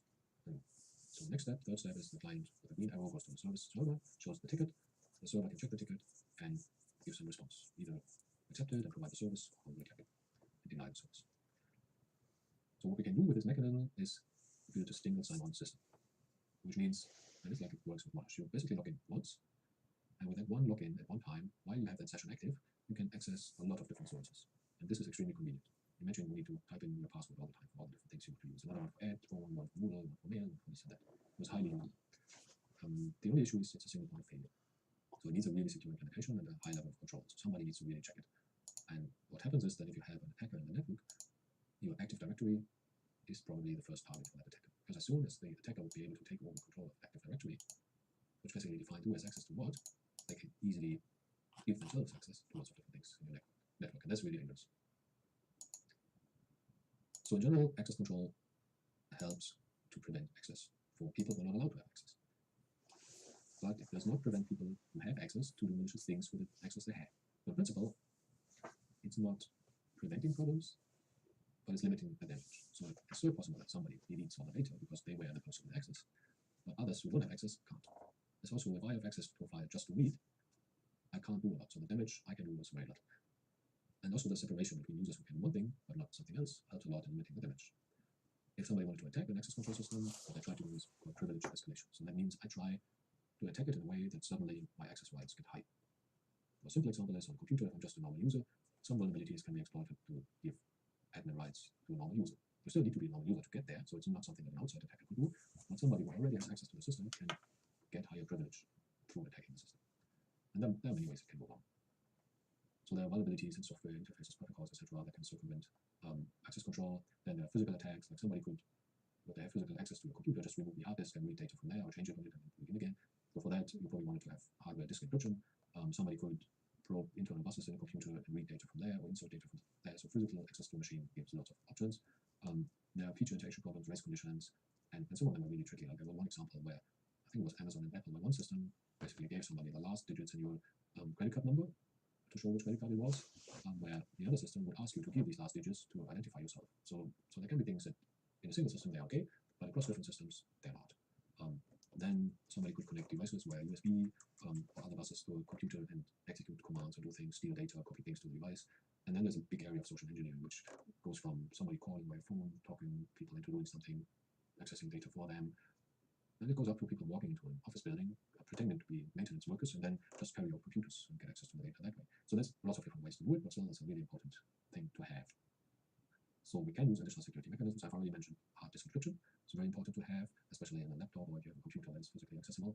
But it only helps basically when the computer is switched off, because it's data at rest. While the computer is running, you need to have access to the data, so it needs to be encrypted all the time. You need to have backups. That is really, really important. If somebody hacks a computer, gets malware on the computer, there's things like ransomware where all the data is encrypted and you can't get it back if you don't pay your ransom, and even then it's not very sure that you can get it back. So backups are really important, but also for just mechanical failures and other issues, or accidentally deleting data, failures in software. There's lots of issues, so backups, one of the most important things. Then security updates are only necessary because programs are badly written and there are vulnerabilities in them, but they are important because if vulnerabilities get known and you use a program that has a known vulnerability, the probability that it gets exploited is much higher. And then we can reduce complexity. We can just not install that many things on our computers and maybe reduce some of the stuff that we do. That's, for example, in a browser, you can reduce the active content that is executed by installing a plugin that controls which active content can be executed. And that has two advantages. First, a lot of advertisement and tracking pixels and whatnot get not executed. Pages load much faster, and potential attacks through weaknesses and vulnerabilities in the browser or in the loaded code cannot be executed on your device if you don't execute the code. So that's definitely a good thing to do. And then there's special computing, special security hardware that most of the computers actually have, but are not used a lot. And then if you have very critical devices, you probably don't want to connect them to the internet. It's still possible that they can be attacked, but the effort would be really high, and somebody would really need to target that device or that type of device to be able to attack it.